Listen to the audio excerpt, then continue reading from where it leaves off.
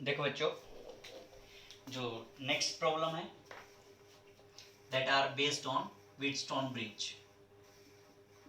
कौन सा ब्रिज है? Wheatstone bridge. ठीक है, ये व्हीटस्टोन ब्रिज क्या होता है बेटा? ये एक अरेंजमेंट होती है इस टाइप की कुछ। डिटेल में जब हम इंस्ट्रूमेंट पढ़ रहे होंगे, इलेक्ट्रिकल इंस्ट्रूमेंट, तब वहां पे इसका प्रूफ आएगा। ठीक है, तो हमने इस टाइप की एक अरेंजमेंट मान रखी है। व्हीटस्टोन ब्रिज प्रॉब्लम्स को सोल्व करने के लिए हम इसका यूज कर लेते हैं। ठीक है, तो यहां हमने मान लिया कि पॉइंट ए है और एक पॉइंट यहां पे बी है। इस रेजिस्टेंस को हम P मान लेते हैं, इसको हम Q मान लेते हैं, इसको हम R मान लेते हैं, इसको हम S मान लेते हैं। ठीक है, तो जो व्हीटस्टोन ब्रिज होता है इसका प्रिंसिपल क्या होता है कि इस पॉइंट पे और इस पॉइंट पे जो पोटेंशियल बन जाते हैं, जो पोटेंशियल क्रिएट होता है यहां पे और इस पॉइंट पे, वो पोटेंशियल क्या होता है बेटा? दोनों जगह का सेम हो जाता है। ठीक है, पोटेंशियल क्या हो जाता है बेटा? सेम हो जाता है। इसलिए इस ब्रांच के अंदर कोई करंट फ्लो नहीं होता है। इस ब्रांच में करंट कितना बन जाता है? 0 बन जाता है इस ब्रांच में, क्योंकि करंट कैसे फ्लो होता है बेटा? हायर पोटेंशियल से लोअर पोटेंशियल की तरफ। लेकिन यहाँ पोटेंशियल क्या है? दोनों का सेम है, तो नो करंट फ्लो, सीधी सी बात है। तो यहाँ करंट क्या हो जाता है बेटा? 0 हो जाता है। और जो कंडीशन अचीव होती है वो क्या होती है कि P by Q is equal to क्या हो जाता है बेटा? R बाई S हो जाता है। ये रिजल्ट आपको देखने को मिलेगा। ठीक है, इसका प्रूफ आगे जब इलेक्ट्रिकल इंस्ट्रूमेंट्स पढ़ेंगे हम, वहां पे इसका प्रूफ कराऊंगा। ठीक है, तो यहाँ क्या आ जाएगा? P by Q is equal to क्या आएगा बेटा? R बाई S आएगा। P by Q is equal to R by S लिख देंगे। ठीक है, तो अब इसकी कोई इंपॉर्टेंस नहीं रही, तो इसका मतलब क्या हो गया कि ये सिंपल सा सर्किट बन गया। ऐसा सर्किट बन गया ये कुछ, है ना? तो इसमें क्या हो गया? ये P और Q ये आपस में किस में हो गए बेटा? सीरीज में हो गए। R और S आपस में किस में हो गए? सीरीज में हो गए। और ये आपस में क्या बन गया? पैरेलल कॉम्बिनेशन बन गया। ठीक है, तो P प्लस Q ये वाली और R प्लस S ये वाली ब्रांच। ठीक है, इन दोनों का क्या बन गया बेटा? आपस में पैरेलल कॉम्बिनेशन। तो पैरेलल कॉम्बिनेशन में क्या आ जाएगा हमारे पास? P plus Q into R plus S divide by में P plus Q plus R plus S आ जाएगा। ठीक है, तो ये क्या बन जाएगा? हमारा इक्विवेलेंट रेजिस्टेंस बन जाएगा। जैसे हम बात करें, एक आध एग्जांपल लेके करते हैं इसको। अच्छा, ये जो ब्रिज है बेटा, ये वाली कंडीशन किसके अंदर होती है? जो हमारे बैलेंस्ड ब्रिज होते हैं। ये कौन सी प्रॉब्लम्स है? ये बैलेंस व्हीटस्टोन ब्रिज वाली। तब उस केस में क्या होगा? P by Q is equal to R by S होगा। अदरवाइज ये क्राइटेरिया फॉलो नहीं होगा तो हम अनबैलेंस व्हीटस्टोन ब्रिज, उसको हम किरचॉफ्स लॉ से आगे स्टडी करेंगे। किरचॉफ्स लॉ से हम उसको सोल्व करेंगे। ठीक है, जैसे हमने कहा बेटा कि ये मान लिया 4 2 6 और ये 3 इस टाइप से है। तो हमें देखना है कि इस ब्रांच यहाँ पे 5 ओम का रेजिस्टेंस लगा दिया। ठीक है, ये 4 ओम का है, ये 2 ओम का है, ये 6 ओम का है, ये 3 ओम का। इस टाइप से हमने अरेंजमेंट शो की। अब हमें क्या फाइंड आउट करना है कि इसका इक्विवेलेंट रेजिस्टेंस फाइंड आउट करो। इस सर्किट का क्या करना है आपने? इक्विवेलेंट रेजिस्टेंस फाइंड आउट करना है। अब ये ना तो सीरीज में लग रहा है, ना ये पैरेलल के अंदर लग रहा है। तो किस केस में अब क्या क्या देखेंगे हम? इस टाइप का स्ट्रक्चर बन रहा है तो इसमें क्या देखेंगे? P by Q is equal to R by है या नहीं है? तो P बाई क्यू 4 बाई 2 2 हो गया, 6 बाई 3 भी क्या हो गया बेटा? 2 हो गया। इसका मतलब ये क्राइटेरिया क्या हो रहा है? फुलफिल हो रहा है। ये क्राइटेरिया फुलफिल हो रहा है तो इसका मतलब इस ब्रांच में कोई करंट नहीं जा रहा है। इसका रेजिस्टेंस क्या है? 0 है। ये कोई काम की नहीं हमारे पास। ठीक है, तो हमारे पास क्या बच गया बेटा? 4 प्लस 2 6 और नीचे क्या बच गया? 6 प्लस 3 9। ये आपस में किस चीज में बन गया? पैरेलल में। ठीक है, 6 और 9 किस में? पैरेलल में। तो क्या आ जाएगा? 6 इंटू 9 डिवाइड बाई में 9 प्लस 6 आ जाएगा। ठीक है, तो 3 3 जा 3 5 जा, तो 18 बाई में 5 आ जाएगा इसका आंसर। क्लियर है बच्चे? ठीक है, अब ये चीज देखनी है आपने इस टाइप से, ये पॉइंट कौन से थे हमारे, ए और बी थे। मींस ये जो पॉइंट बन जाते हैं, इन पॉइंट्स को हम क्या बोल देते हैं बेटा, इक्वी पोटेंशियल पॉइंट बोल देते हैं, क्योंकि ये पोटेंशियल क्या हो जाता है इन दोनों के अंदर सेम हो जाता है। वैसे इक्वी पोटेंशियल पॉइंट आप आगे भी यूज कर रहे होंगे, ठीक है, तो इक्वी पोटेंशियल पॉइंट्स एक बार ढंग से देख ही लो। इक्विपोटेंशियल पॉइंट्स क्या होते हैं, जहां पे पोटेंशियल क्या रहता है बेटा, सेम रहता है, उनको हम क्या बोलते हैं, इक्विपोटेंशियल पॉइंट बोलते हैं। कहां कहां हो सकते हैं, जैसे शॉर्ट सर्किट के केस पढ़े थे आपने, शॉर्ट सर्किट का केस नहीं पढ़ा था आपने, तो उस केस में भी पॉइंट क्या बन जाते हैं, इक्विपोटेंशियल पॉइंट्स बन जाते हैं। जैसे हम बात करें कि इस टाइप से आपने सर्किट सोल्व किए थे, इस टाइप से सोल्व किए थे, ठीक है, और मैंने पूछा था कि find equivalent resistance between A and B, तो हमने क्या किया था बेटा, ये पॉइंट भी बी कंसीडर किया था, है ना, क्योंकि ये क्या हो गया, यहाँ पे शॉर्ट सर्किट तो हो रहा है यहाँ पे, क्योंकि इसके बीच का रेजिस्टेंस क्या है, 0 है, तो सीधी सी बात है, जहां पे इस टाइप की कंडीशन क्रिएट हो जाती है, तो ये पॉइंट और ये पॉइंट दोनों क्या है बेटा, इक्विपोटेंशियल पॉइंट है, जितना पोटेंशियल यहाँ पे है उतना ही पोटेंशियल यहाँ पे है। तो शॉर्ट सर्किटिंग के सारे केस में यहाँ पे हम देख रहे हैं कि क्या मिल रहा है आपको, इक्विपोटेंशियल पॉइंट मिल रहे हैं। तो ये भी वही पॉइंट है, ये भी वही पॉइंट है, ये भी वही पॉइंट है, जहां जहां क्या कर रखी है, शॉर्ट सर्किटिंग कर रखी है। क्लियर है बच्चे, तो इस टाइप से हम इक्विपोटेंशियल पॉइंट को कंसीडर करते हैं। और भी जैसे अगर दूसरा कहां कहां पे, जैसे हम जहां पे सिमेट्री फॉलो हो रही हो, ठीक है, कौन सी चीज, सिमेट्री जहां पे फॉलो हो रही होगी, वहां भी हम किन का यूज करेंगे बेटा, इक्विपोटेंशियल पॉइंट्स का यूज करेंगे, ठीक है, इस कंसेप्ट का यूज करेंगे हम, सोल्व करने में बहुत हेल्पफुल होगा, ये कॉम्प्लेक्स स्ट्रक्चर को सोल्व करने में बहुत हेल्पफुल होता है ये। जैसे सिमेट्री में कैसे, जैसे हमने मान लिया कि यहां पे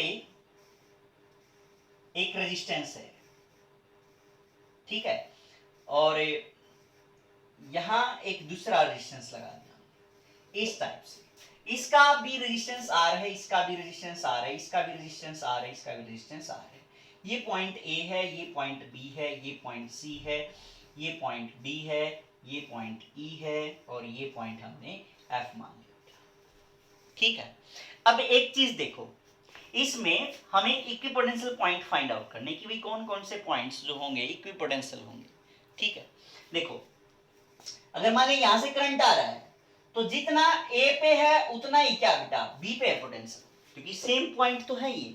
तो यहां पे हमने क्या कह दिया कि जो पोटेंशियल होगा ए और बी आपस में क्या है, बराबर होगा, पोटेंशियल एट ए और पोटेंशियल एट बी क्या रहेगा बेटा, बराबर रहेगा, क्योंकि पॉइंट ही क्या बन गया, ये एक पॉइंट बन गया, शॉर्ट सर्किट वाला केस यहां पे होगा, ठीक है। अब आर रेजिस्टेंस यहां तक है और आर रेजिस्टेंस यहां तक है, मींस इसके अक्रॉस यहां से यहां तक जो पोटेंशियल में ड्रॉप आएगा वो आर की वजह से है, और यहां से यहां तक जो आएगा वो पोटेंशियल ड्रॉप वो भी किसकी वजह से बेटा, आर की वजह से है। तो इसका मतलब पोटेंशियल एट सी और पोटेंशियल एट डी बराबर हो जाएंगे, मींस सी और डी आपस में क्या बन जाएंगे बेटा, इक्विपोटेंशियल पॉइंट्स बन जाएंगे, ठीक है। ऐसे ही अब जो यहां पोटेंशियल है उससे आगे अगर आप बात करोगे, तो जितना पोटेंशियल ड्रॉप यहां से आया उतना ही पोटेंशियल ड्रॉप इस आर की वजह से आएगा, ठीक है। तो इसका मतलब ई और एफ आपस में क्या बन जाएंगे, इक्विपोटेंशियल पॉइंट्स बन जाएंगे, पोटेंशियल एट ई और पोटेंशियल एट एफ क्या हो जाएंगे बेटा, बराबर हो जाएंगे। लेकिन VA not equal to VC not equal to VE, ये पोटेंशियल्स आपस में बराबर नहीं है। कहीं आप ये सोचो कि जितना पोटेंशियल यहां पे जितना पोटेंशियल यहां पे, लेकिन हाँ ये और ये क्या है, पॉइंट बराबर है, ये और ये क्या है, बराबर है। क्लियर है बच्चे, तो इस टाइप से जहां पे हम सिमेट्री देख रहे होते हैं वहां पे भी हम कई बार इस चीज का यूज कर रहे होंगे इक्विपोटेंशियल में। यहां भी देख रहे हो आप, क्या है ये, इक्विपोटेंशियल ही तो है, कि देखो सिमेट्री है यहां पे भी, कि इतना यहां पे और यहां पे, ऐसे ही यहां पे और यहां पे ये पोटेंशियल क्या हो जाते हैं, वहां पे बराबर हो जाते हैं। तो पोटेंशियल बराबर हो गए तो इस ब्रांच में कोई करंट नहीं आ रहा, तो ये भी किसके ऊपर फॉलो कर रहा होता है, इक्विपोटेंशियल पॉइंट्स के कंसेप्ट को फॉलो कर रहा होता है, ठीक है ना। तो कई बार इस टाइप से, तो डोंट गेट कंफ्यूज, ठीक है। अब हम क्या कर रहे थे, ये व्हीटस्टोन ब्रिज कर रहे थे, ठीक है।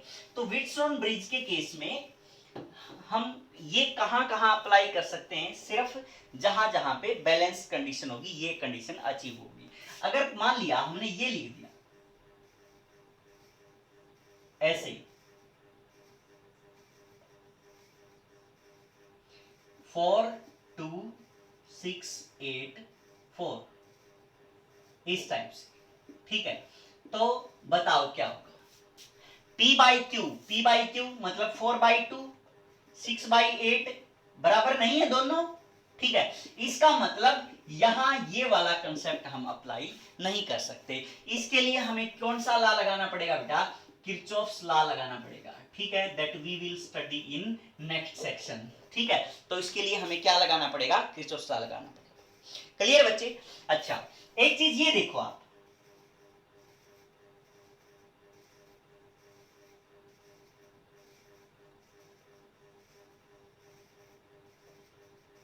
ये पॉइंट सी, ये पॉइंट डी है, ठीक है। तो आपने इक्विवेलेंट रेजिस्टेंस निकालना है across C D, equivalent resistance across C and D, ठीक है। ये वही बातें हैं, 4 2 4 6 और 8, सेम ये है, ठीक है। 4 2 4 6 8 वही डाटा मैंने यहां पे लिख दिया। लेकिन मैंने क्या पूछ लिया कि इक्विवेलेंट रेजिस्टेंस निकालना है किसके across? Across C and D. तो देखो बेटा, अब ये क्या है?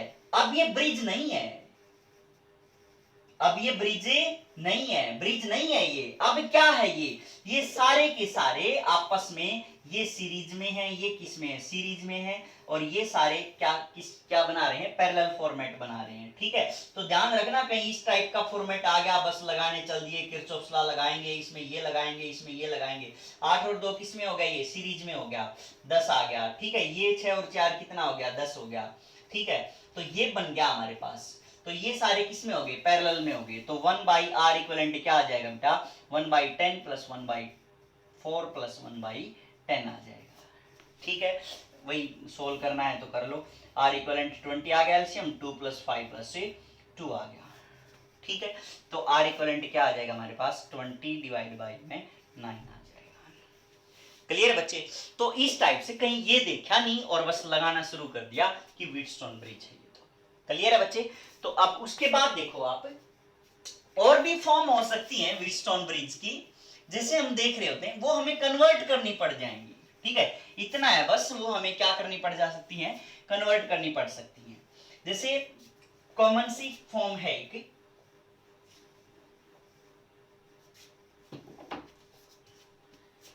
यहां पे लिख दिया मैंने इस टाइप से,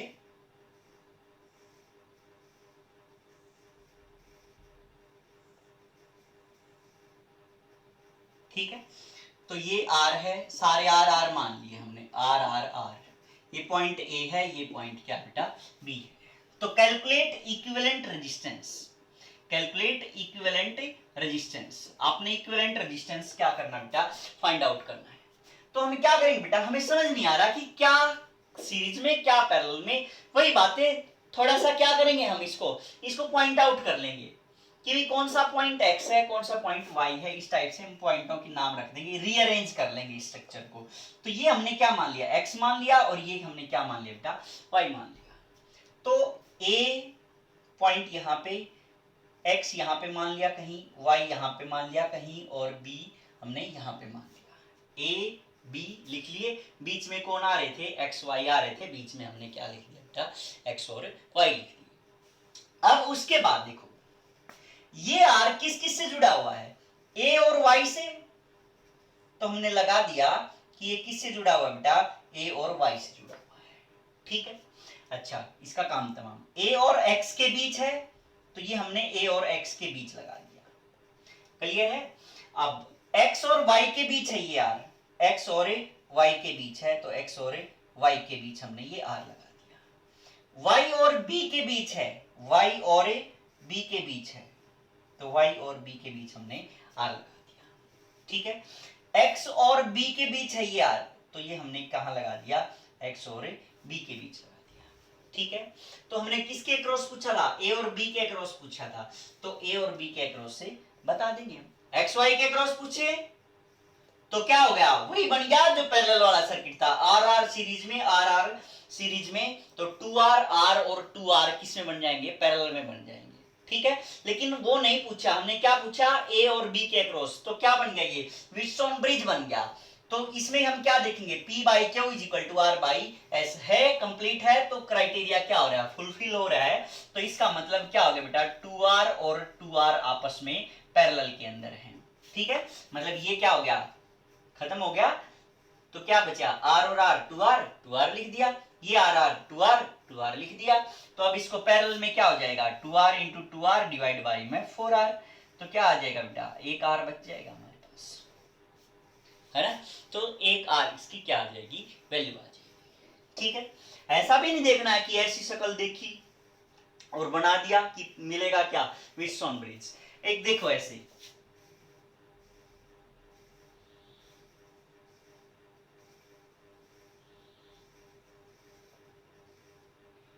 ए और ये बी है।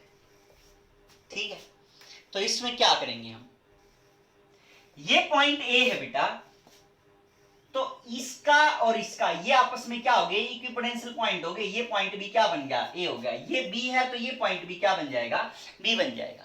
ठीक है, वही रीअरेंज करके देख लो एक बार कि ए है और ये क्या है, बी है, आर आर और आर। ठीक है, ए और बी के बीच आर है, लगा दिया, ए और बी के बीच क्या है, आर है, फिर से लगा दिया इसको, ये बच गया, ए और बी के बीच ये है, तो ए और बी के बीच ये लगा दिया। तो ये सारे किसके अंदर होंगे, तीनों पैरेलल के अंदर होंगे। ठीक है, तो 1/r plus 1/r plus 1/r क्या आ जाएगा, r/3 आ जाएगा, आर इक्विवेलेंट इसका। क्लियर है बच्चे। तो इस टाइप से हम क्या कर सकते हैं बेटा, इसके व्हीटस्टोन ब्रिज के स्ट्रक्चर फाइंड आउट कर सकते हैं। क्लियर है, व्हीटस्टोन ब्रिज एक प्रिंसिपल है जिस जो क्या कर रहा है बेटा, हेल्प कर रहा है हमारे रेजिस्टेंस फाइंड आउट करने के लिए, इक्विवेलेंट रेजिस्टेंस फाइंड आउट करने के लिए। ठीक है, और देख लो एक आता है,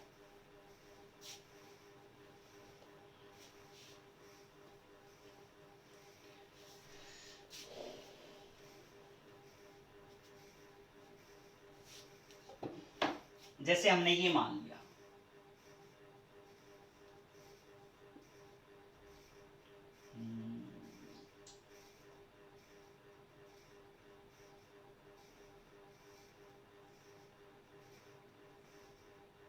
इस टाइप का हमने पहले भी क्वेश्चन किया हुआ था। ठीक है, लेकिन पहले इन ब्रांचेज में दोनों में रेजिस्टेंस नहीं था, एक में रेजिस्टेंस था। ठीक है, अब मैंने क्या कर दिया, इन दोनों के अंदर रेजिस्टेंस ले आया। ठीक है, क्लियर बच्चे। तो अगर आप इसको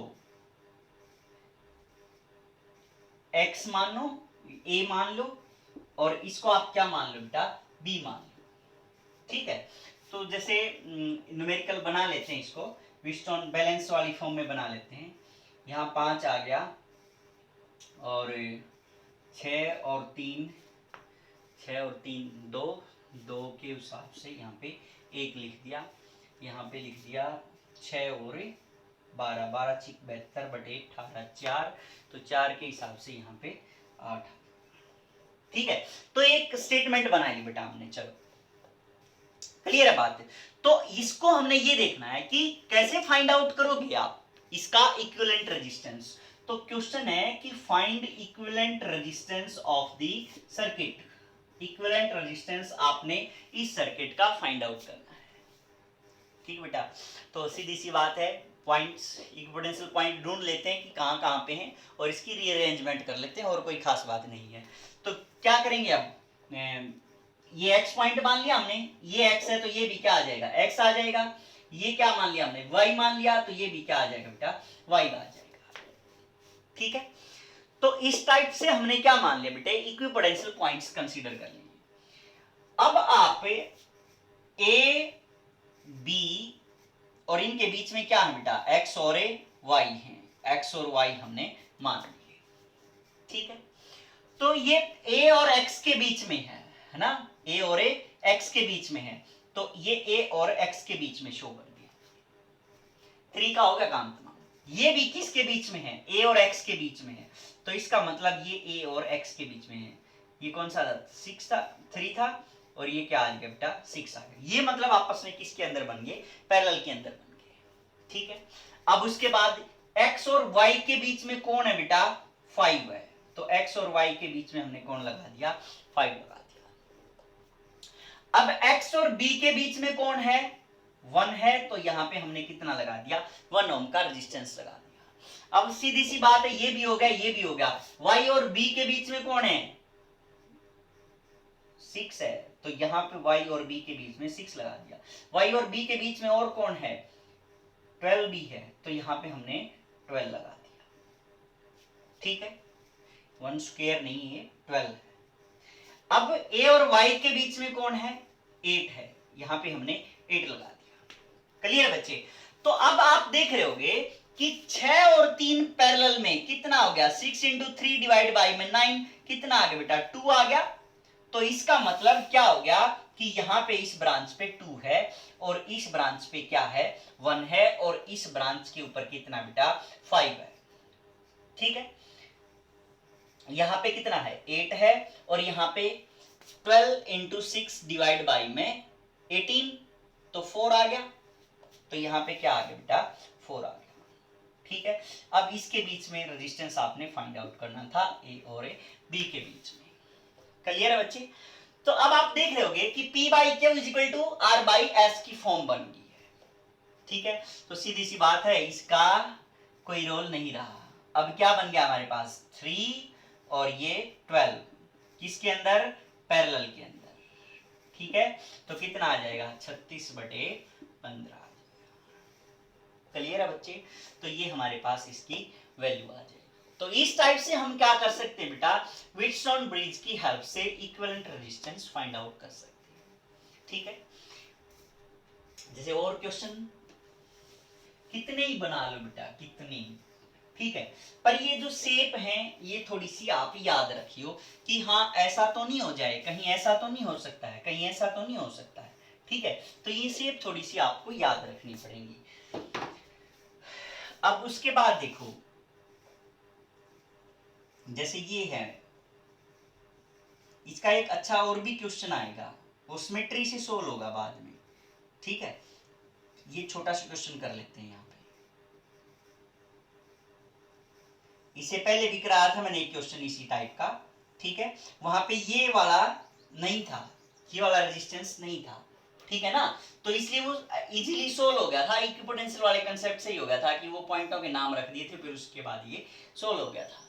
ठीक है, तो अब हम यहाँ पे इस टाइप से नहीं करेंगे। तो आर है, आर है, आर है, सभी क्या मान लेते हैं बेटा, आर आर आर मान लिए। ठीक है, कोई भी 2 पॉइंट मान लेते हैं, ए और बी मान लिए हमने। ठीक है, ए और बी के बीच में आपने इक्विवेलेंट रेजिस्टेंस निकालना है। Find equivalent resistance across A and B. A और बी के अक्रॉस आपने इक्विवेलेंट रेजिस्टेंस फाइंड आउट करना है। क्लियर बच्चे, तो अब हम क्या करेंगे, वही ए बी कुछ समझ नहीं आ रहा तो रीअरेंज करके देख लेते हैं। ए बी एक्स और वाई कर दिया हमने। ठीक है, तो यहां हम वही अरेंजमेंट करेंगे कि y और b, a और b ले लेते हैं, क्योंकि हमें किसके अक्रॉस निकालना है, a और b के अक्रॉस निकालना है। तो a यहां पे लिख दिया, b यहां पे लिख दिया। ठीक है, x y कहीं और लिख देते हैं, ये लिख दिया यहां पे x और y, ऐसे ही लिख दिया हमने। ठीक है, अच्छा अब देखो बेटा, x और y के बीच में क्या है, एक रेजिस्टेंस R है, वो हमने लिख दिया कि इसके बीच में एक रेजिस्टेंस क्या है, R है। ठीक है, अब दूसरी चीज, x और a के बीच में भी एक रेजिस्टेंस है, तो x और a के बीच में भी हमने क्या रख दिया, एक रेजिस्टेंस R रख दिया, ये भी डन हो गया। क्लियर है, अब x और b के बीच में भी क्या है, एक रेजिस्टेंस R है, वो भी हमने लिख दिया यहां पे। क्लियर है, अब a और y के बीच में भी एक रेजिस्टेंस R है, एक रेजिस्टेंस a और y के बीच में भी। ठीक है, ये और किसी से तो नहीं जुड़ा हुआ ना, तो a और y के बीच में था। ठीक है, तो ये रेजिस्टेंस क्या बेटा, आर, ये भी क्लियर हो गया। ए और बी के बीच में एक रेजिस्टेंस कहां बेटा, ए और बी के बीच में है, तो इसका मतलब हमें क्या करना पड़ेगा, ऐसे ही इसके ऊपर जंप करा के यहां पे रेजिस्टेंस ले आए हम, मतलब ऐसे गया ये है ना, ए और बी के अक्रॉस ऐसे गया ये, समझ गए बात, एक पॉइंट एक रेजिस्टेंस ऐसे है ये ए और बी के अक्रॉस, क्लियर है बच्चे। अब y और b के बीच बच गया एक रेजिस्टेंस, किसके बीच बच गया बेटा, y और b के बीच बच गया, क्लियर है। तो इस सर्किट को हम कैसा बना लेंगे, थोड़ा सा और मॉडिफाई करें हम, अगर मैं इस रेजिस्टेंस को यहां ना लगा के ऐसे लगा दूं, है तो ये भी ऊपर से ही है ना, ऐसे ही है, ये भी अलग से है, तो ये और ये सर्किट एक ही चीज है बेटा, ठीक है, ये पहले वाला सर्किट और ये वाला सर्किट एक ही चीज है, तो इसका मतलब इस ब्रिज को हम अलग से सोल्व कर लेंगे, और उसके पैरेलल में कौन लगा हुआ है, एक रेजिस्टेंस आर लगा हुआ है, इसको अलग से सोल्व कर लेंगे, तो इसको सोल्व करेंगे तो क्या आ जाएगा हमारे पास, ये नहीं रहेगा, तो इसका मतलब आर और आर क्या बन गया, 2R, ठीक है, ये आर और आर ये क्या बन गया, 2R, ठीक है, और एक ये क्या बन गया, ए और बी के बीच में एक ये रेजिस्टेंस है, आर हो जाएगा, ठीक है। तो ये तीनों किस चीज के अंदर बन गए बेटा, पैरेलल के अंदर बन गए, तो सीधी सी बात है 1/RP equal to 1/2R plus 1/2R plus 1/R हो जाएगा, एलसीएम 2R आ गया तो 1 प्लस 1 प्लस 2 हो जाएगा, 1/RP आ गया, तो RP इक्वल टू क्या आ जाएगा हमारे पास से 2R डिवाइड बाई 4, मतलब R/2 आ जाएगा, क्लियर है बच्चे, ठीक है। तो ये किसके ऊपर थे बेटा, सारे के सारे क्वेश्चन बैलेंस्ड व्हीटस्टोन ब्रिज के ऊपर थे, ठीक है। अनबैलेंस्ड के हम कहां पढ़ेंगे, किरचॉफ्स लॉ के अंदर पढ़ेंगे, तो वहां पे हम उनको कवर करेंगे, क्लियर है बच्चे, थैंक यू।